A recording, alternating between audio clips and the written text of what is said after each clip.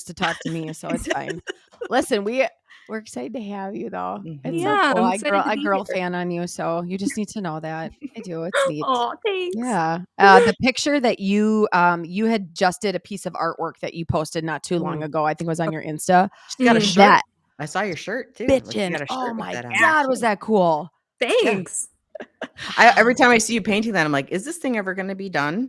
Well, I know, but I posted something on TikTok while I'm doing that painting today, and I just have an archive. Like, that one is now, it's finished. It just needs to be varnished, and then in the meantime, I finished the second one that I didn't do much talking while I was painting because it was like, I don't know how you do that. It's the multitasking. Like, I can only touch stuff up where it's very clear. If I'm trying to be creative and talk about an antidepressant withdrawal at the same time, it doesn't work. Yeah. It's real hard. I try to cook. Like, sometimes I'll be cooking something or chopping something or whatever. And Jen is frozen in time right now. I'm like, either she's frozen or she just has a really good statue face. Okay. Like, she's like, I have a resting bitch face, not that. Like, I was trying to think of the name of the guy on Channel 10 that I grew up watching who played Bob Ross. Bob Ross. You are the Bob Ross without the fro. You clearly don't. I mean, you don't have the fro, but it's you and Bob. He could just talk and paint. I'm like, I don't know how the hell people do that. But he was talking about what he was doing. He was talking about his happy little trees. He wasn't trying to pull data out of deep in his brain. That is something that you have an eloquent ability to do. Terry and I have talked about this twice now. And I said, I don't know how. Like, I'd have to have that scripted because I can't pull that out of my ass like you can. Like, when you talk, it's just over and over and over. Like, and it sounds it sounds like you're reading a script, but we know you're not. I'm not. I think it's a result of I've been in this for 7 years now, and my book came out in 2022. So the first 5 years, nobody knew that I was doing this, and I was researching it, and I was talking about it to people around me, and I was learning. Yeah. And then in the past couple of years, since the book came out, and I've been doing more press on it and more public advocacy, then I like literally feel myself prying open the file cabinet in my brain. Because you're and hoping I get it right while also I'm constantly refreshing and whatnot. But I've just been doing it a lot longer than it seems. I'm a little tired. I'm not gonna lie, guys. I'm pretty tired. I've been noticing that you've been doing a lot of book promotion and traveling, and that's exhausting. It's not so much exhausting on the, getting on a plane and doing press and putting on the press face. I'm tired of feeling like I'm trying to, stop a fire hose with a teaspoon. Yes. Fight the fight. It's such a big fight. Mm-hmm. And I see progress, but it's also the more progress that's made, the more horror stories there are that come out, the more people that reach out to me with that. And the more of an epidemic, it's much more clear to me how big of an epidemic this actually is. And so it's just, and also at the same time, more and more guardrails are being taken down for people as far as overdiagnosis and ease of medication and legal things that have been laxed in order to make this so much easier for people. And so it's like both ends of the spectrum are widening at the same time. On the one hand, you have so many more people who are waking up to, holy shit, I've been on Lexapro for 22 years and this isn't working. And now I'm stuck on them and I can't get off of it. And I'm being basically gaslighted about the whole thing. While at the same time, more and more people are like, oh, I felt a little quirky my whole life. I guess I have all these mental illnesses. And let's push that narrative out into the world. And I guess I'm just kind of waiting for the horseshoe to connect, because maybe that's when all this stops. But that's just why I'm tired, is because it's like, it's not like I feel like I have the whole industry or the whole world on my shoulders. It's not what I feel like, as much as it's just, I don't know where the line is between how much time and energy I put into this and when I say I've done my part. And there you go. It's time to leave. That's a tough space. Yeah. Oh my God. You're a mere cup of water in an ocean. You know? Mm-hmm. Yeah. And so are we. I mean, you're fighting a battle on a different level than I am, but I understand because there's only so many more ways I get exhausted. I tell my husband, I'm like, how many more ways can I talk about this? How many more times can I say the same shit over and over again? And he goes, I feel the tides are changing, but he goes, I'm not sure that you're ever going to see it change in your lifetime. That's where I've landed. Yeah. Yep. And I'm like, well, I guess if I can start the conversations, I don't know. Yeah. Or add to them in some way, yeah. Yeah. At least for humanity's sake, I don't really see this changing in our lifetime, but on the other hand, things are moving so fast, and I think it's just what I'm surprised at is how I will see major monumental changes, like when, the fact that we have documentaries about how horrible the Sackler family was and how intentional the opioid crisis and benzo crisis was, and yet prescription rates aren't going down and things aren't better. So that's what's kind of baffling to me. It's like, how can there be so much awareness as a word and everything is worse? And then I'm like, well, it's probably because we're spotlighting all this stuff all the time, and then I'm part of the problem, and then I just kind of like short circuit in my brain and turn off the internet. Is this where I charge your credit card, or do I do it at the end of the podcast? I don't know. Have we started? No, actually, this is the podcast right here. We're gonna do an intro separate because this is part of it to me. Like, I'm like, we are just right in there right now. So we'll do that as a separate thing for you, because I think this is the conversation we want to have if you're okay with having. Of course. Yeah. And so, cause we know, we're like, all right, who are you? Blah, blah, blah. And your story it's a good story, but I always wonder, because I've said my story a million times in a million places, and I am sick of my story. I'm sick of talking about my story. So then I glossed over the story of me. Like, I'm like, these things. And here we are. Right. Okay. Let's get to the nitty gritty of the story. Right. And I think there's so much to you. Like, I also follow you on Instagram, and I'm like, girl, like you're like a gymnast and a painter and a writer cooking and a chef to heal the ailments and the chicken legs and the broth and the things that I don't even know where I would find them, with the bone marrow. And I'm like, holy shit, girl. Like, wow. Where the hell you get all that stuff?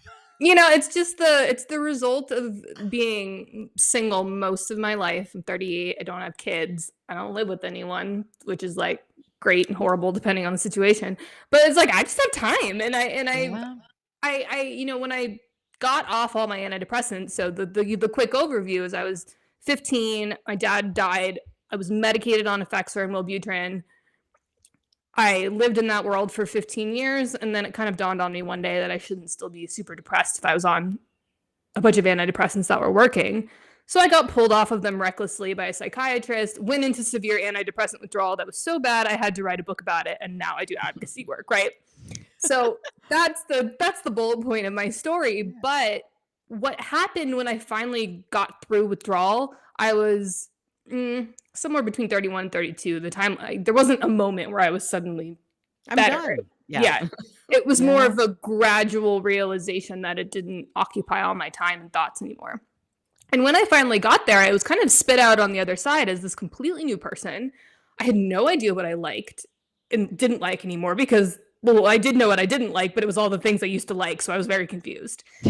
And ever since then, it's just been this massive exploration into what I'm capable of and what I want to experience, and trying to make up for lost time. So I've realized, especially over the past couple of years, the pandemic certainly was a different strategy, because I think we were all trying to find any way to get through it as fast and easily as possible. But kind of once the pandemic lifted, for me, it's been a lot of like, all right, I don't want to watch TV. I have no interest in TV or whatever the latest show is. To me, that's a waste of my time, because I could be learning something. I was never a big drinker, but I stopped pretty much casually drinking unless there's a reason to celebrate or like just something very special, which if you really think about it, that's not every Friday. That's just not how life works. I stopped doing that, and so I stopped spending time with people who I realized, the only reason why I hang out with you is because we go sit at a brewery on a Saturday. You're not actually offering me anything in my life. And all of these little decisions have opened up so much time for me beyond even just my usual day-to-day work, that it's like, well, what am I going to do with it? And then that's when I finally had enough time to say to myself, I've always wanted to paint. Let's go buy some paints and see what happens. And then that's kind of exploded. And so I think people get very confused about why I do so many things and how I can get, competent at them. But the reality is I'm cut out. The time sucks. Yeah. And there's a lot of time left over when you're not binging. I don't know TV. that I'm confused by it. Yeah, I'm oh no, now this video. Can you guys hear me okay? Yeah. Yeah. Okay. I can see My too. video is completely crazy. Anyway, I'm awestruck because I'm like, she does so many things and she does them at a level, right? Like, but you're self-taught on everything, including antidepressant withdrawal. Yeah. But yet you talk about it like you are a physician. Yes. Oh no, I'm sorry. I'm gonna take that back. A researcher. Yeah, I was gonna say, yep. Yeah. Whatever's Not higher than that. Yeah. Yeah. Mhm. Yeah, a neuroscientist researcher is There you go. how you talk. When I first saw you on TikTok, I was like, I'm looking at your bio. I'm like, who is she? Like, what? Like, I'm like, I feel like an idiot compared to her when I talk about this stuff. I do same thing. Terry, Terry had sent me a few videos like a year ago, probably, Brooke. We were talking about you, and Terry's like, I've got this somebody I know, you got to check her stuff out, right? And so I started doing that, right? And I'm in my closet. I'll never forget. I'm going through all my shit in my closet, getting rid of all these pants that don't fit me anymore because I don't put pants on anymore. All right. And I'm going through my stuff and I have you in my ear and my phone is set down and I'm just going through all this and I'm listening and I'm going, okay, yeah, this is just another person, right? Who is reading off of a script like on a podcast, right? Or it's like there's a transcript and there's a teleprompter, it's going. And I look at you and I'm like, wow, like this is not all doing any of that right now. And I sat on my closet floor with like 24 pairs of pants that don't fit me from Express anymore. And I'm staring at you and I watched like 30 minutes of your video. Wow. I was awestruck. And two reasons. The biggest one I think is because I can resonate with what you're talking about, because as somebody who is going through this as well myself and has had some very scary challenges that are upcoming and just in the start of me trying to get off of 22 years of an SSRI, right? I could sit with you in that because the information felt so empowering to me right? as a listener, right? And as somebody who understands that. And then came the second part, which is like, wow, she is rattling stuff off that, like when we talk about that here, I got to have the article up here. And I'm like, okay, yes, I can reference. Is she an industry plant? What is happening? Yeah, I know. The reverse plant. And it's the like reverse plant. It's like the product. It's like a byproduct of someone going through so much pain that they educated themselves beyond anything anybody could have ever shared. Whether it was a physician, a psychiatrist, a doctor, a counselor, it doesn't matter who it is, right? Even beyond what research educates you in, right? Like there's this whole just level of you live this. Mm-hmm. Yeah. Like you live this. Yeah. That's exactly what it was. It's a combination of having lived it, and I've learned about myself in the past few years that the primary motivation I have in life is answering the question why. If I am not self-motivated, I will not do something for myself. I will not do something because of trying to meet somebody else's expectations either. The only way anybody can make me do anything is to make me get curious about the why of it all and to have a reason to do it. Yeah. And so I don't know. There was just something in me, and a lot of it had to do with the timing of my life as well too, where I was living in Canada. I couldn't legally work.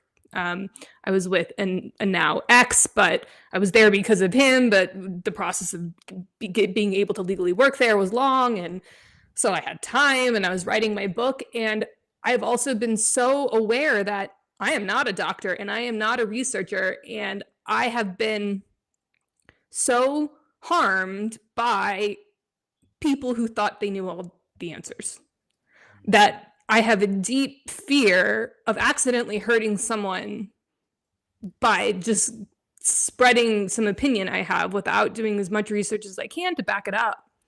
And that's kind of what I said earlier. Like, I feel such like I'm in such a weird sense of just such a paradox, because on the one hand, I didn't know what antidepressant withdrawal was, and I didn't know that the side effects that I was having, like the intrusive violent thoughts and visions, the autoimmune condition that developed during the time that I was withdrawing, the sensory not the sensory deprivation, the sensory issues, visual, audio, the mood swings that just were so extreme. I didn't know that was being caused by the fact that I had been on a drug for 15 years and then it wasn't in my system.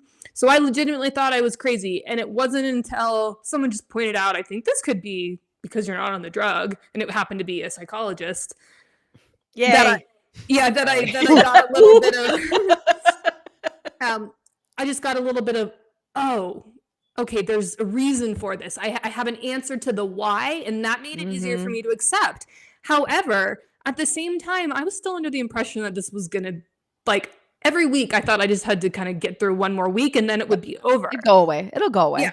If you had told me at the beginning of this that I was staring down the barrel of 1 to 2 years, I don't know if I could have survived it or if I would have had the strength to put up with it, because it was so bad. And so I just get stuck in this paradox of, okay, people need to know that this is a thing. More importantly, physicians and clinicians need to know that this is a real thing. But how do I give people the information without also planting a new narrative in their head over how bad it's going to be, how long it's going to last? Like the same thing that's happening with all these, stupid 5 signs you have anxiety TikToks, right? And it's just a self-fulfilling loop. And I don't know the answer to this, but one of my answers has been, okay, like what is the research? What is the science saying? And then at one point it was like, oh, there is no science. Well, this makes sense. That's what I was just gonna say. Like, oh my gosh, right? Like that's part of the paradox, right? Like, and we're getting a little more now, but even so, we're not doing randomized clinical trials. I mean, who the hell's gonna fund that? So it's all meta-analysis, systematic reviews. It's basically extrapolating information from what we do have and trying to enhance the narrative, but which is hard, right? Because a lot of what we do have is jaded. A lot of what we do have has got these conflicts of interest that are like interwoven between all of it, right? So that's the hardest part too, is trying to figure out how to navigate that when what we are reading is also supported by things that are not completely true. Yeah, you put bad science in, you get bad science out. Right. I mean, it's we're blinded by these labels, and we've talked about this before on this podcast about like, well, if it says evidence-based is good, if it says this has got the stamp of approval, right? The stamp on the box. And it's like, no, actually, like, and people get so pissed, Brooke, like when we talk about this, like, and I know what your experience, they get so mad. I know. There's no way that research lies. Like, there's no way. This is the founding of it's the founding of big psychology for us and half these things that we were taught, right? Like, but it's not all actually clean. So I'm curious about you guys. When you get pushback, who does it come from the most often? Consumers. Yeah, it's almost never it's never doctors. It's never doctors. It's never the researchers. I mean, occasionally you get someone who gets on depending, bit, but the consumers, the consumers are the ones who'll be like, but it saves lives. Like I've never really had some nurses maybe have a little bit, but mostly it's consumers. I will occasionally get pushback from other countries, like when you have some developing countries that are maybe 30 years behind, who are just now getting kind of the exportation of the Western medical model of mental illness. Every once in a while, you'll get someone high up on their horse there who says something stupid, but for the most part, do they ever take into account that the United States mental health problem is growing, not shrinking? Yeah, we've so maybe we shouldn't be listening to what's going on over there. Like, right. Just maybe. And I've said this before too, with the amount of, especially in women, but everybody, kids, whatever, that is getting prescribed, psych meds. And yet we have yet to eradicate psychiatric problems. You would think that we wouldn't have any, like the rates of suicide would be going down. The rates of depression should be going down, but quite disability due to mental illness. Oh my God. Disability, like depression, childhood disability, all of it. All of it. And I think, we create more consumers, we create more disability with what we're doing. And what we're not creating is resiliency, especially in our children, but adults too. Like adults are lacking resiliency, which is a key factor to be, I'm a Gen X. That's a key factor to be a Gen X. And suddenly we're, stripped away of our resiliency. It's okay if you have depression or whatever, just don't go to work, stay home, don't show up to anything. And I'm like, actually quite the opposite, you guys. Like we need to stand up to some of this stuff and not just medicate. And I've talked a lot about, because I'm also a menopausal woman, like the rates of prescription for menopausal women is astounding. Like it makes me so sad next to children. I mean, the first sad piece I get is our kids being medicated. And then I get so sad about women being overly medicated, and especially menopausal women, like stresses me out. The same story that's been happening since the 60s. And that's what kind of drives me crazy about this too, is that there's this huge push about like, we've got this body autonomy push and not this though. Yeah. But like, if you look at any of the history about psychiatric drugs, it pretty much starts and ends with women. It does. I wouldn't say it's pretty much starts and ends with men who are doing things to women. Yes, But again, like women want our men to be more emotional, right? They want that. They want that emotional connection. But when a woman is too emotional, she is now a psychiatric patient, or hormonal. She's now a psychiatric patient, you know? Right. And like, what are we doing? I still like that, bucket in the ocean thing. Like, this is where I get like, kind of like, but I don't know what to do with all that energy sometimes. Yeah. Like, I'm like, does anybody really listen? Does anybody really care? Like you get to that point. And you'll probably see that with me, particularly on TikTok. Like when I'm quiet, that's when I'm in my brain going, does anybody really fucking care? Like, is anybody really listening? Like, is anybody, is anybody out there? Whatever. Hello. Can you hear me? But that's why Jen and I did this podcast, because we're like, there's so many things we would just sit on the phone yapping about. Like, can you believe this? And how about this?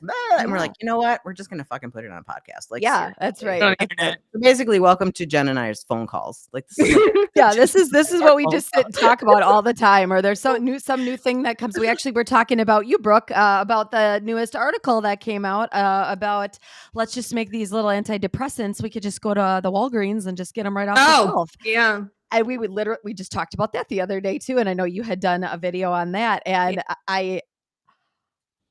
it's like, they compare it to birth control, right? Like, well, if birth control is coming on the shelves, I'm like, maybe that shouldn't either. Like, I understand the premise, but there's a lot, but I don't understand the premise at all. But wait, when we were talking to Annalie, we had another guest, Annalie Howling, and she is in the UK, and she was talking about how easy it is to get over-the-counter anything in the United States. And so when she comes here, she will grab things that she can't get in the UK and take it back, even what is antihistamines? Was that part of it? I can't remember. Antihistamines. Yeah. Antihistamines. And I'm thinking, well, maybe that's not a bad thing that you can't get your hands on a daily antihistamine. And, you can protect your brain from getting early Alzheimer's and dementia that way. Like, you know what I mean? Like, some is good, more isn't better. And accessibility is a slippery slope. And that sounds really shitty. Like, mental health care should be accessible to people. It should. But maybe not in the form of a prescription like that, like the way that it is. So easy to just go somewhere and get a script, Yeah, I have a or on the shelf. I can just buy it now. Let me just go buy it. Well, I can't. If anyone's listening, you can't. But that was just the premise. Good. I have an interview scheduled with Roy Perlis, who's the guy who wrote that. Wrote that article? Yeah, I think I'm talking to him in the next couple weeks. Interesting. Yeah, and I'm super curious to talk to him about it because like he's a Harvard psychiatrist, and I mean, believe me, there's nothing that impresses me less at this point, other than throwing an Ivy League in front of your name. Like it means nothing. Other than that, you got into an exclusive school doesn't mean anything. But it sucks because it holds a lot of weight in society. Yes. But I'm just so curious to have a conversation with him. He read my book, and he read it fast, and I told him he was reluctant to talk to me because he had the Daily Mail came out with kind of a hit piece, and I mean, look, I don't agree with anything he said around this, but the Daily Mail is not exactly the hallmark of journalism, and so I'm happy to side with him and say that that's probably kind of shitty, but I think the same.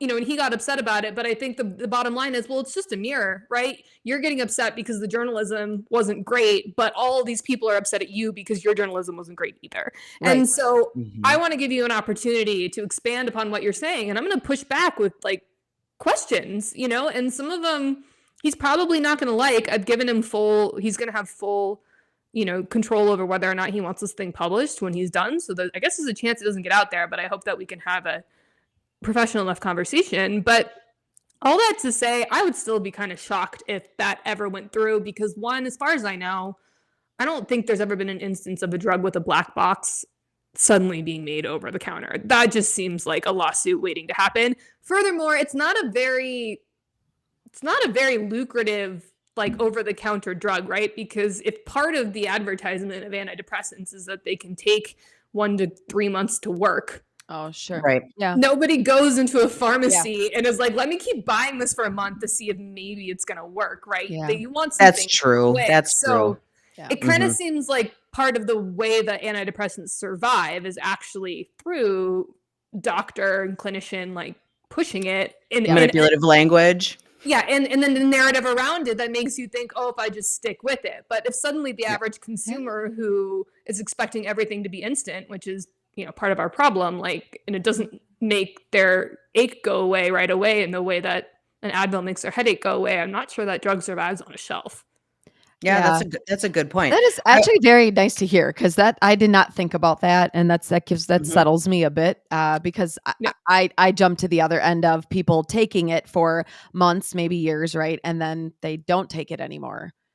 And the harm that has caused, you few months of that in your body. And I mean, everybody's different. And that's the part I go to, is then I just see a bunch of really ill, all of a sudden we have medical conditions that we didn't have before, mental illness higher than it was before, because people are I still not think safe. that would happen. I still think that would happen. That's what I see. That's the part that scares me. So. Yeah, I mean, especially if it went into your stimulants, the class and things like that. Yes. I could see that. I could see parents going apeshit on that. That's what I was thinking too. Yes. Even on antidepressants, I can see them being like, I'm just going to go to the store and I'm going to get you an antidepressant because you're really moody. Yeah. I can see that. Yeah, and these are all questions that I have for him, because if he's going to present these arguments that all we have to do is ID people, because one of the quick comments was, well, antidepressants carry risks with young people, and his solution was, well, we'll just ID people in the same way we ID people getting a cold for Sudafed. Right. And again, he doesn't answer his own critique here, but my question is, well, what stops the parent from getting IDs and then giving it to a 15-year-old? And what if that 15-year-old is a non-metabolizer and then they go shoot up a school? Who's responsible? You, CVS, the person who did the IDing, the parent, or the drug manufacturer? Right. That's a question I'm going to ask him, and I don't know what he's going to say. Or if he'll get mad at me and get off. I don't know. I think he'll backpedal. I'm going to put some wagers out. I think he's going to backpedal the whole thing and talk about it in a different way, to try to make it agreeable, probably. Instead of just being here's my thoughts on it and sticking with the thoughts. We'll see. Yeah. I can't wait for that. Yeah. Which brings in case anybody's listening, Brooke just got a new gig at Mad in America podcast. Which I'm so excited, because we love that podcast. That was we live by it. We live by it. We do.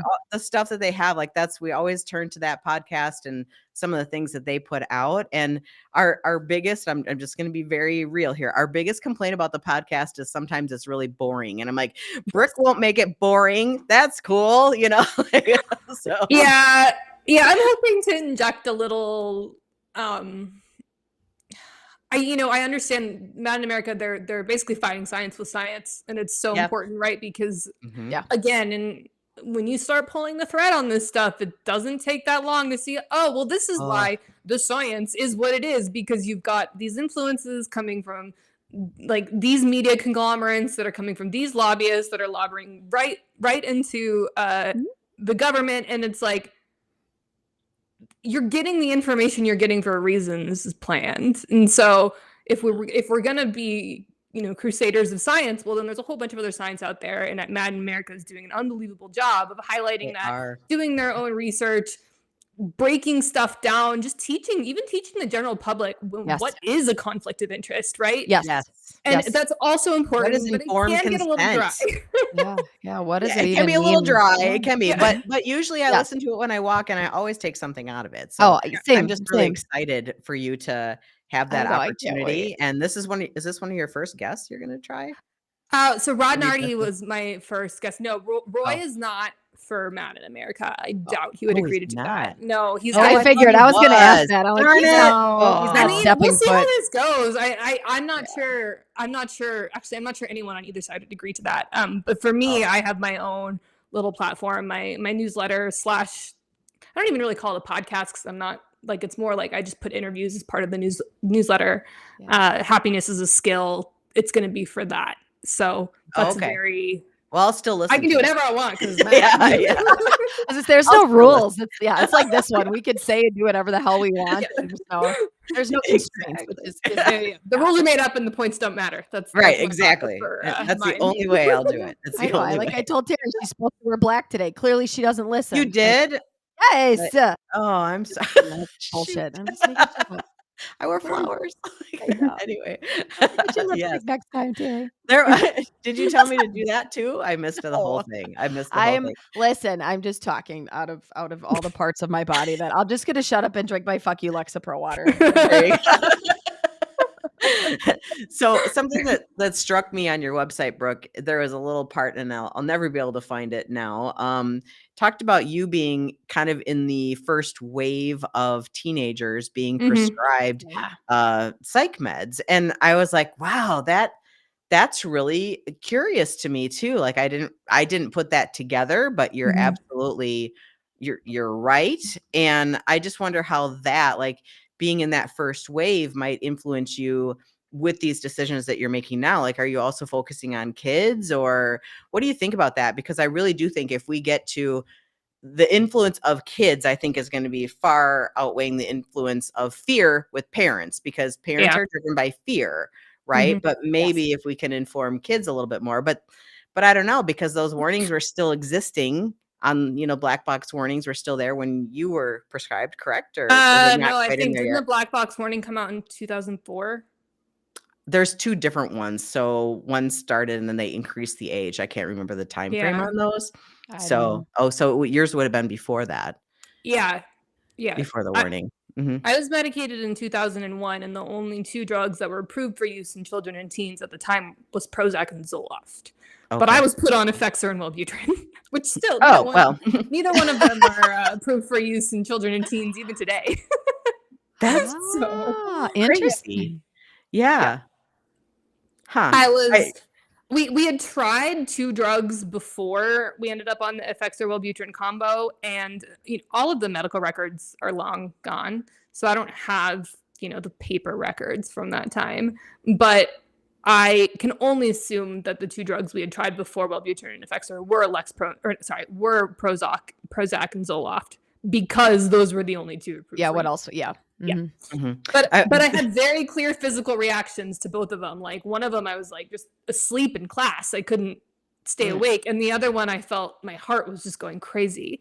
And so in both cases, it was such a quick side effect that they said, nope, not that one, but let's try this. But again, I only learned like a year and a half ago that Wellbutrin and Effexor will still not approved for use by children.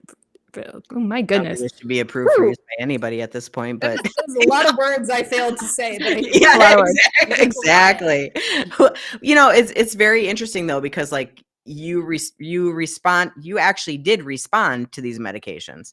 You didn't have a negative response. You had actually the response because you shouldn't have had them in the first place. So your body actually responded appropriately, Yeah. Like if you were to Numb it out, swallow, for sure. yeah, I mean, if you were to swallow spoiled milk, your body would make you puke or you'd spit it right out. Like it's the same thing. Like, ugh, you know, like don't do that to me again, you know, like, but in today's world, we're taught things like, well, you know, that first month is going to be kind of hard until your body gets used to it. I'm like, you need to endure. These are the things that you're going to endure because it's going to get better.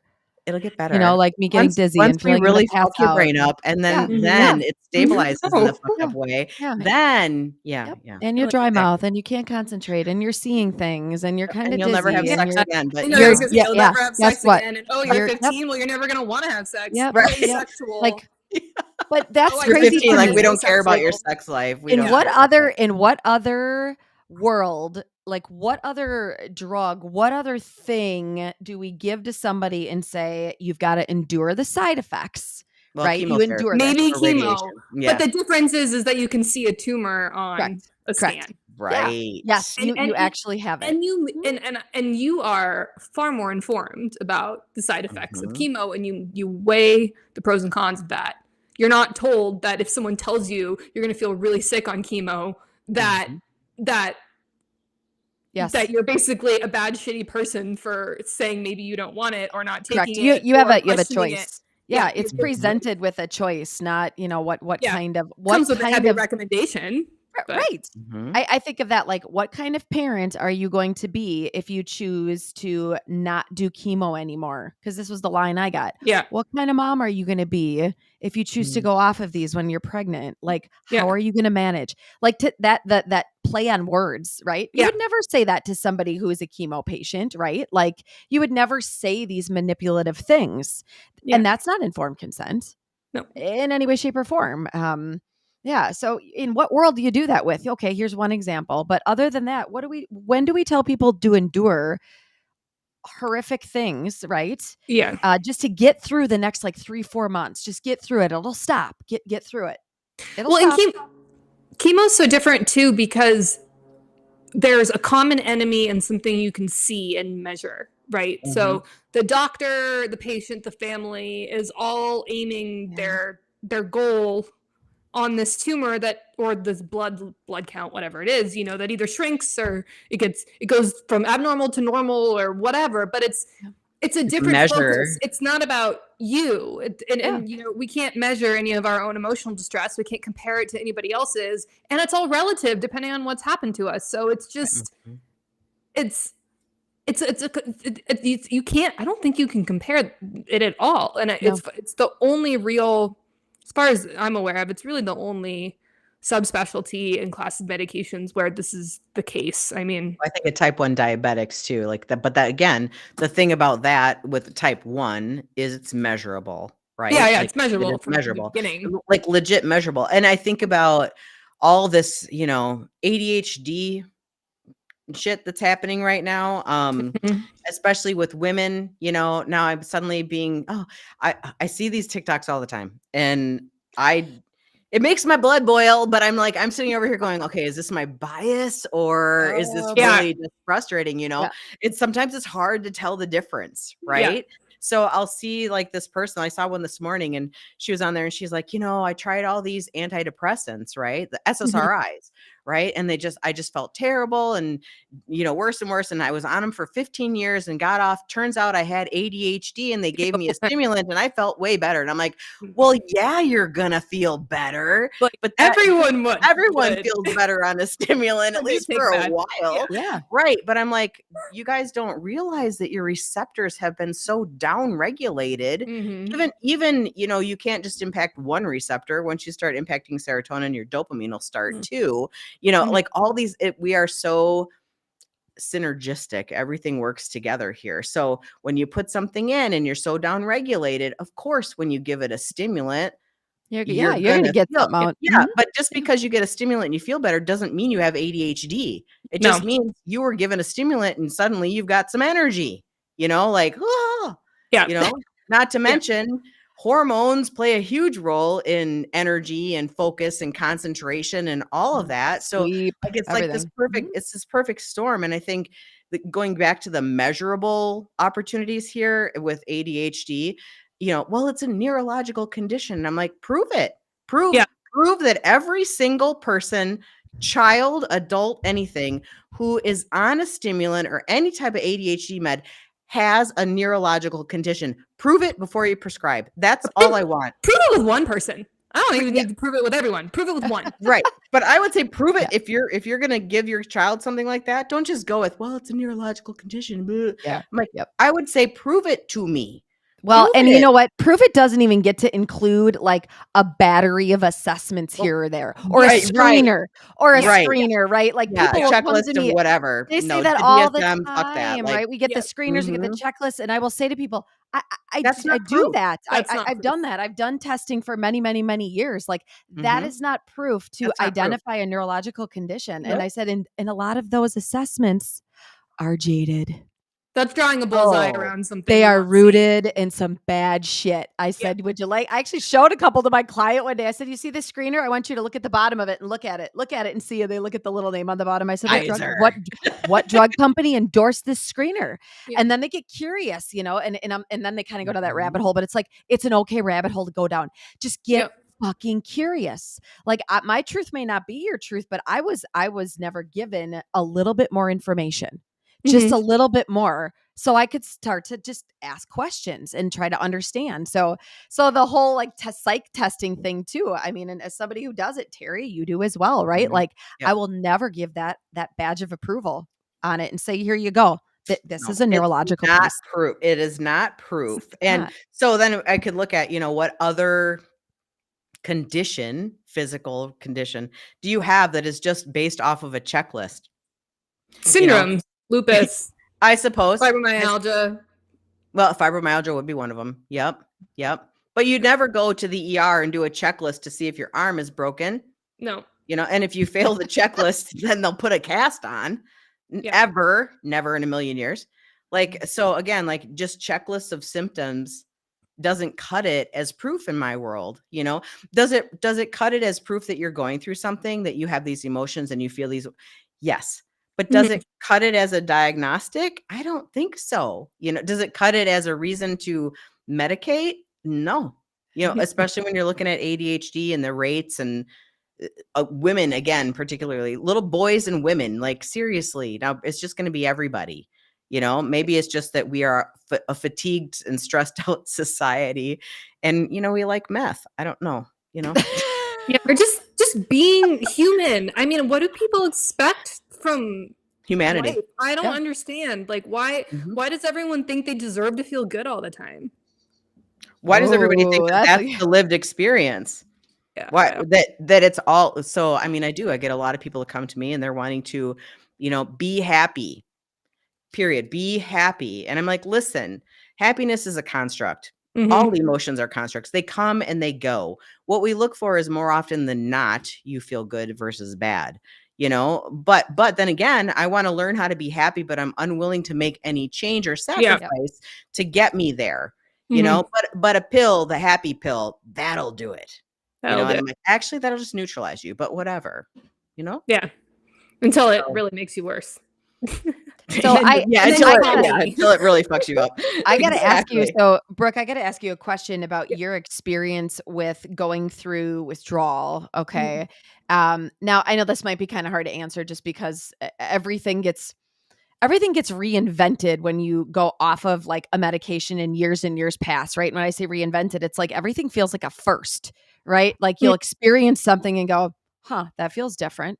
That's not normally how I felt that. I don't understand that, right? Or you'll meet somebody and be able to make a connection in a way with somebody that you never ever in 15 years could have done before because it doesn't feel the same. Like to me, those are all, I also consider like rediscovering life like a total symptom of withdrawal. And I say that because you don't know who the hell you are, right? Like you're sitting in this whole bubble of this. And so everything is a first. So do you feel like you've gotten to a space where that has leveled off for you in terms of still experiencing something in a way that's new still?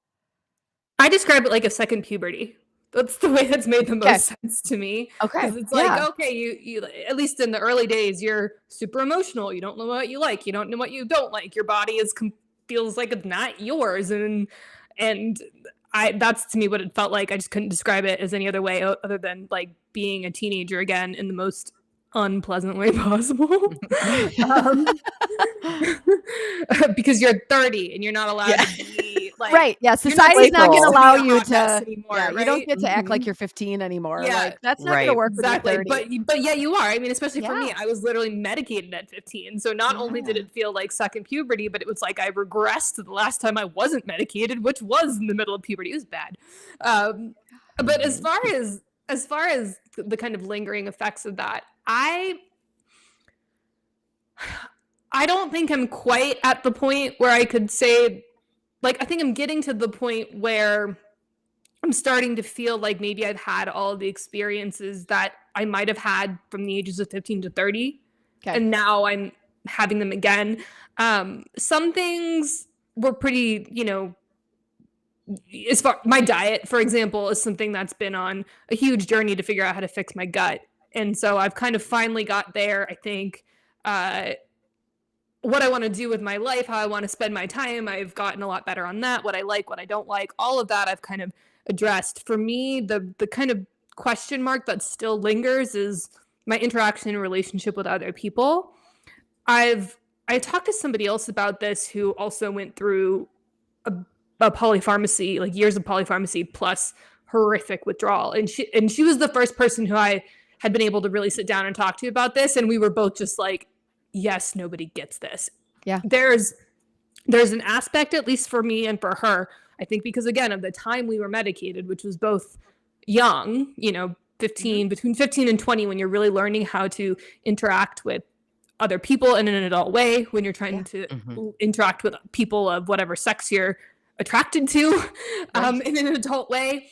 And I feel very emotionally stunted around that and very confused when it comes to dealing with other people in that way. And it's like, it's not just about sex, although that has been part of it for me. It's more about social cues. I mean, literally to the point where I've had people ask me, are you neurodivergent? Are you autistic? And I'm just like, I've been asked that too, just so you know. I don't have the emotional capacity to answer that question because I will fly off it a handle. I was just going to say, somebody better not fucking ask me that shit when I'm going through this, or I'm going to lose it.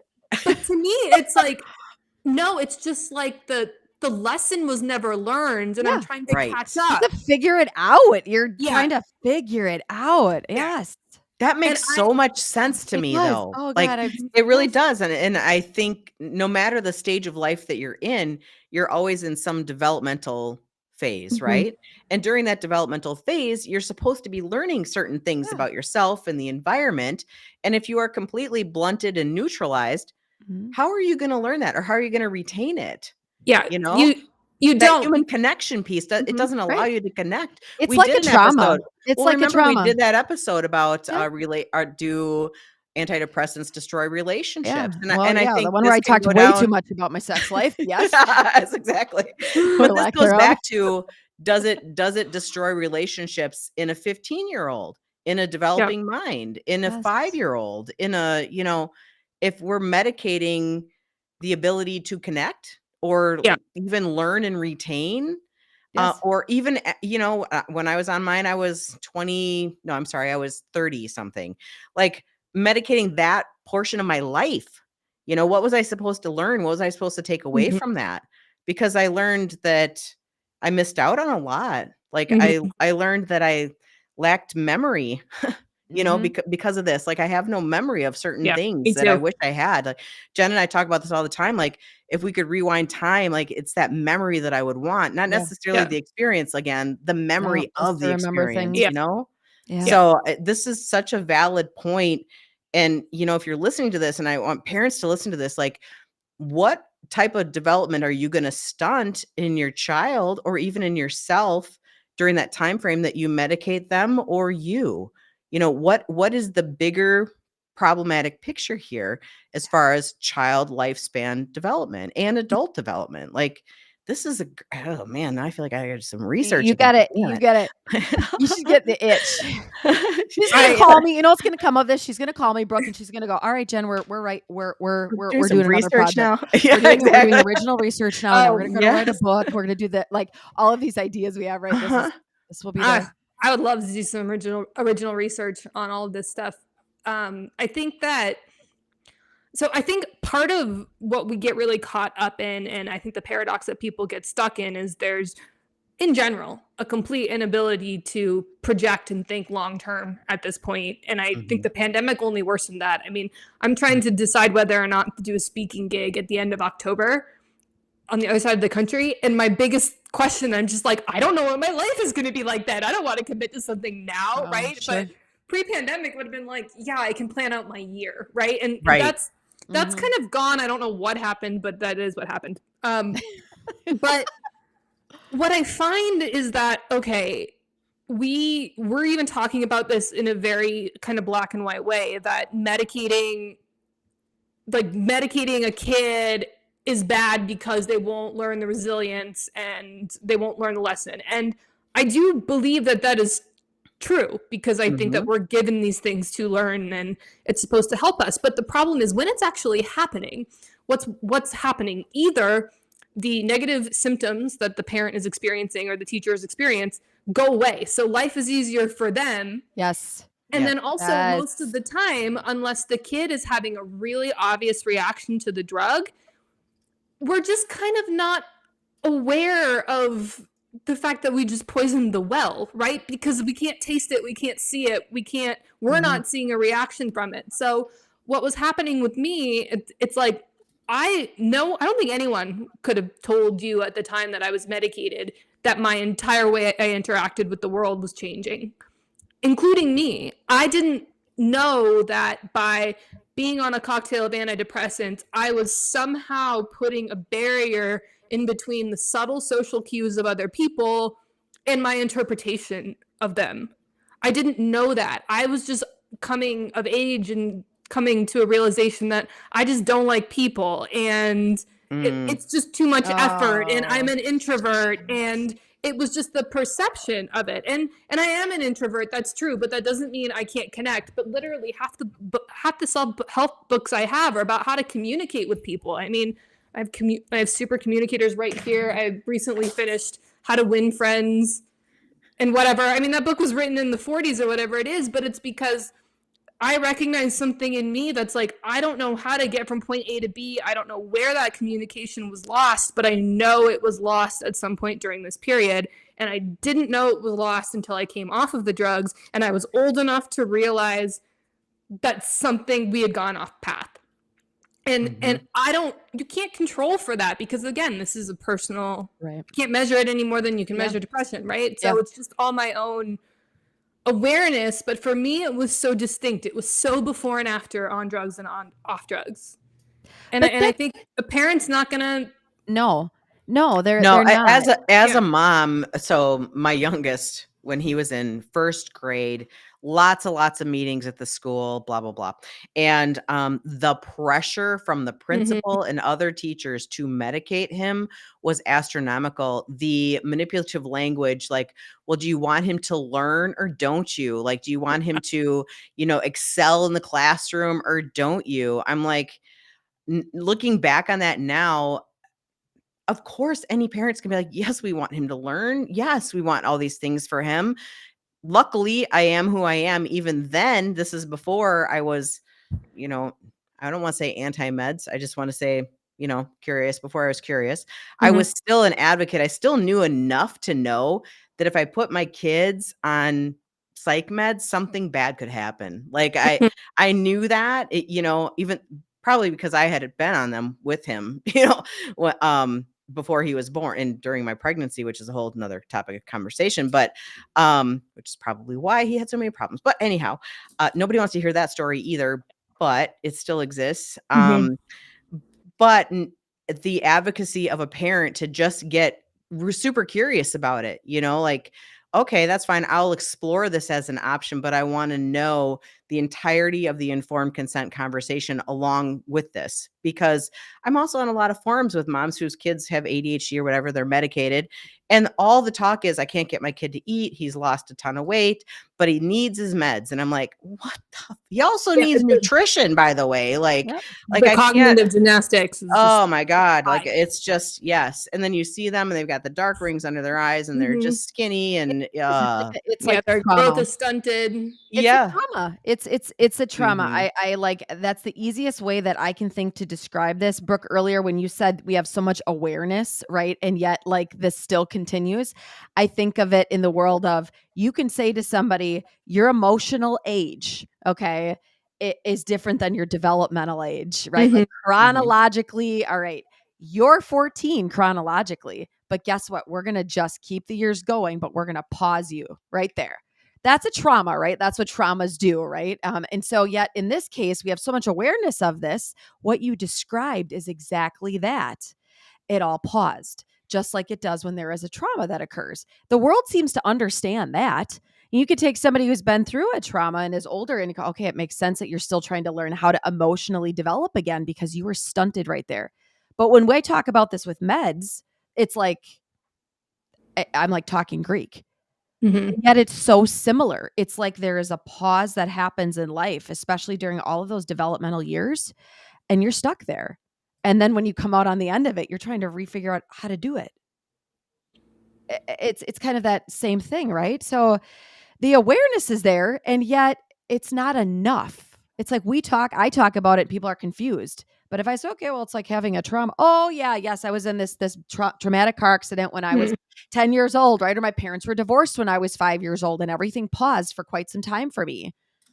And yet this doesn't fit that model. Well, I think it's for two reasons. One, the word trauma is thrown around way too much. And then also, like, there are some things we can all agree are bad. A fatal car accident is bad.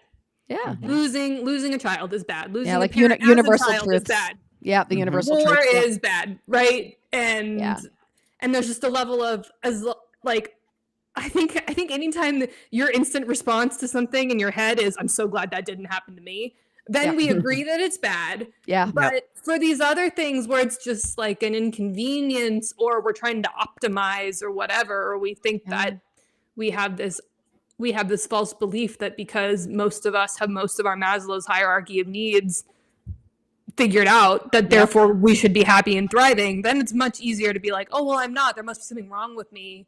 So here's this seemingly benign thing. Here's the deal. Most of us don't have the Maslow's hierarchy of human needs figured out. No, that's the top one kind of a mess. Middle up, kind of a messy sometimes. Self-actualization or whatever the hell it is. What the hell is? I don't even. Why are we going back to Psych 101 now? Please don't do this to me, people. We're not talking about Freud anytime soon, Jen. Anyhow, but I just think I really do appreciate this conversation about we're creating hypotheses here, right? So the hypothesis is that there's some emotional stunting with the blunting of the med at that time. And I think that would probably be true. But when we decide to do our original research with the 3 of our names on it, that's where we're going to prove or disprove, right? So anyway, so much to do. It's so good. I love lively conversations like this that just kind of make you think and put you in a different spot than you thought you were going to be in before. So none of this, what we're talking about, everybody has the free will to do what they want. But just make sure that you get curious about it. All right. Yeah. Well, we would love to have you back. If you ever want to come back, we would love to have you back. We'd have more conversations about this. It would be great. So that's another episode. That's a wrap. Everybody follow us across social media. Everything's linked in the show notes. And I gotta write an intro for this because we did not get a real one. So we'll do it again. All right. Thank you so much, Brooke.